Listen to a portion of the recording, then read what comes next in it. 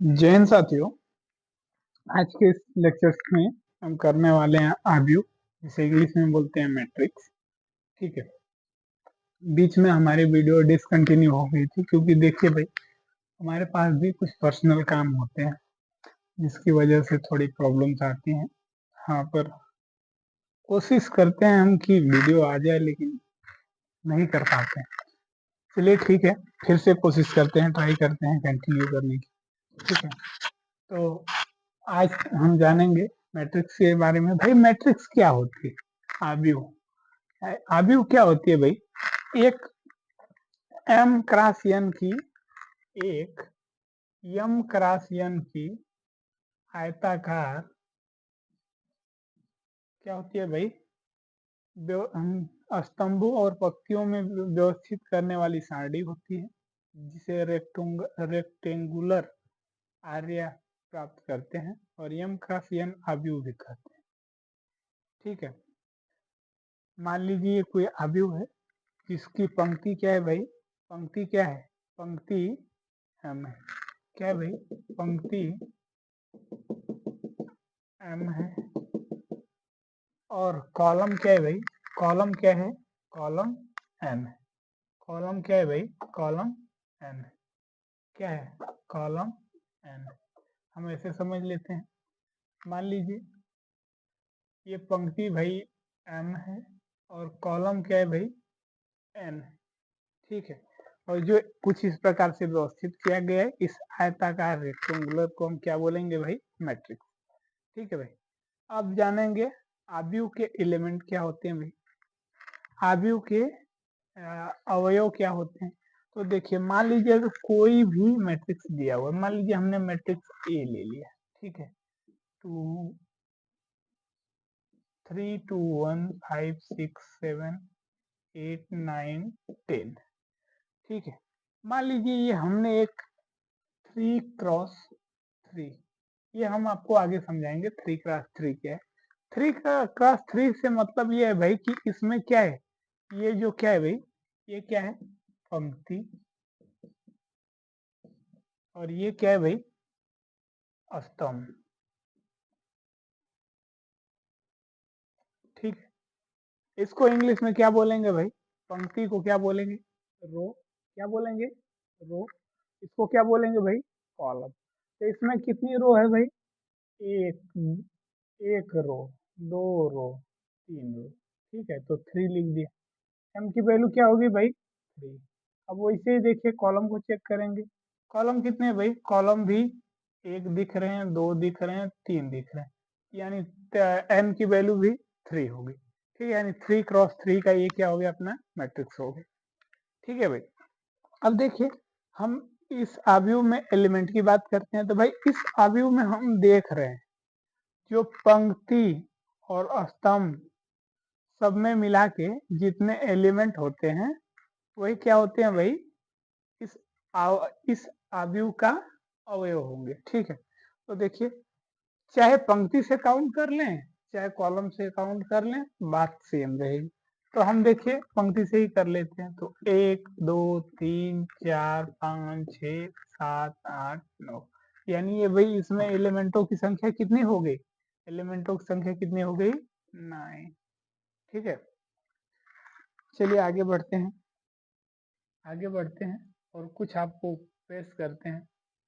कहते हैं भाई, लौटेंगे फिर उसी अंदाजों के साथ, लौटेंगे फिर उसी अंदाजों के साथ, ठोकर लगने से जिंदगी की कहानी खत्म नहीं होती। ठीक है भाई, हम तो राही हैं, राह पर निकल चुके हैं। हम तो राही हैं, राह पर निकल चुके हैं।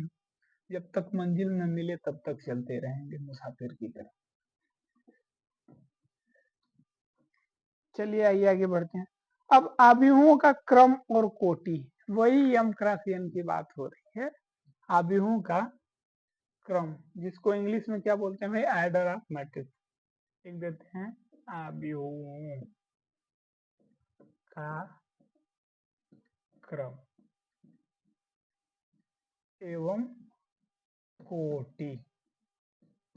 ठीक है भाई, मतलब कौन से क्रम का आव्यूह है, कौन से कोटि का आव्यूह। क्रम अथवा कोटि एक ही बात है। तो देखिए भाई, हम कहते हैं भाई यदि किसी आव्यूह में यम पंक्ति है और यन स्तंभ है तो यम क्रॉस यन का क्रम हो गया, अथवा यम क्रॉस यन कोटि का आव्यूह कहा जाएगा। ठीक है भाई, वही बात हमने बताया था। जैसे एक हमने मैट्रिक्स ले लिया, ठीक है, इसमें भाई 2 5 6 7 8 9 10 11 13 14 15 16।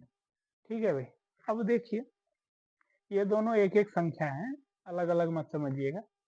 ठीक है, अब देखिए इसके हम देखिए पहले रो को लिखते हैं, बाद में कॉलम को लिखते हैं। ठीक है, तो आव्यूह के क्रम और कोटि के रूप में जब लिखेंगे तो हम देखेंगे पहले क्या है भाई, कितनी रो है। तो ये हो गई एक रो, ये हो गई दो रो, ये हो गई तीन, ये हो गई चार। यानी भाई रो का नंबर ऑफ रो कितनी हो गई, चार। तो इसको लिख देंगे 4। अब देखिए, अब हम चेक करते हैं कॉलम कितने। तो देखिए कॉलम 1, कॉलम 2, कॉलम 3, यानी कितने हो गए भाई कॉलम, तो कॉलम हो जाएंगे 3। अर्थात ये आव्यूह जो है, ये आव्यूह मान लीजिए हमने बी माना है, तो ये जो बी आव्यूह जो है वो कौन से क्रम और कोटि का होगा भाई, 4x3। m क्रॉस n होता है, m मतलब रो की संख्या, n मतलब कॉलम की संख्या। इंग्लिश वाले कहते हैं ससुरे इसको, m को बोलेंगे नंबर ऑफ रो, n को बोलेंगे नंबर ऑफ कॉलम। ठीक है भाई, तो इसका क्रम क्या हो जाएगा भाई, इसका क्रम हो जाएगा 4x3। यहाँ पर लिख देंगे इस आव्यूह का क्रम 4x3। ठीक है, चलिए बात को आगे बढ़ाते हैं। आगे देखते हैं भाई आव्यूह का निरूपण क्या होता है भाई, आव्यूह का निरूपण। आइए आगे बढ़ते हैं, बात समझ में आ रही है। देखिए भाई, आप अगर हमारी वीडियोस को देखते हैं तो बात देखने की नहीं है। देखिए हम अपने व्यूअर्स के लिए या पैसे कमाने के लिए ये सब चीजें नहीं करते हैं। हम चाहते हैं कि जो हमारे पास लर्निंग है उसे उजागर करें और अपने ज्ञान को एक प्रकार से बढ़ावा दें। वो भी जब खाली टाइम रहती है तब हम जो है अपने वीडियोस को प्रोड्यूस करते हैं, अन्यथा हमारे पास टाइम रहती नहीं, क्योंकि 8 घंटे की जॉब करना, फिर अपनी पढ़ाई करना, उसके बाद वीडियो को पोस्ट करना, थोड़ी ज्यादा वर्क करना पड़ता है। ठीक है, तो आइए देखते हैं।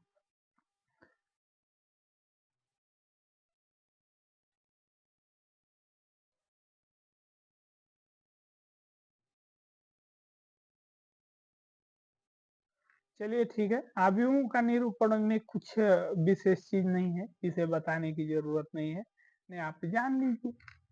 देखिए आव्यूहों का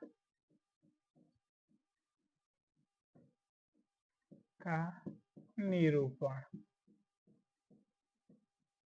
ठीक है भाई, इसको इंग्लिश में क्या बोलेंगे भाई, रिप्रेजेंटेशन ऑफ ए मैट्रिक्स। मान लीजिए हमने एक कोई मैट्रिक्स ले लिया, ठीक है, तो पहली रो जो होती है R1 जो होती है उसमें भाई क्या चलती है, R1 में चलता है A11 से स्टार्ट होता है, A12, A13, ऐसे चलता जाता है कितना तक, AN तक। ठीक है, A1N तक चलता है भाई, कितना तक चलता है, इसको सही ढंग से लिखा जाए ताकि आपको, A1N, 1N का मतलब क्या हुआ भाई, 1 पहले रहेगा। 1 क्या है भाई, 1 रो, नंबर ऑफ रो है, और उसके बाद वाली जो संख्या है n क्या है, नंबर ऑफ कॉलम। जैसे देखिए पहले रो में है और पहले कॉलम में है तो 1 1, ये दूसरे दूसरे कॉलम और पहले रो में है तो पहले रो का 1 है, दूसरे कॉलम का 2, तीसरे में है तो पहले रो का 1 है और तीसरे कॉलम का 3।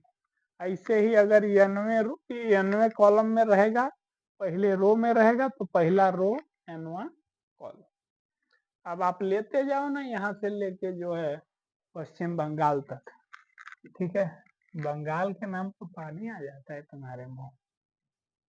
हाँ बेटे वाह, मौज कर लिए।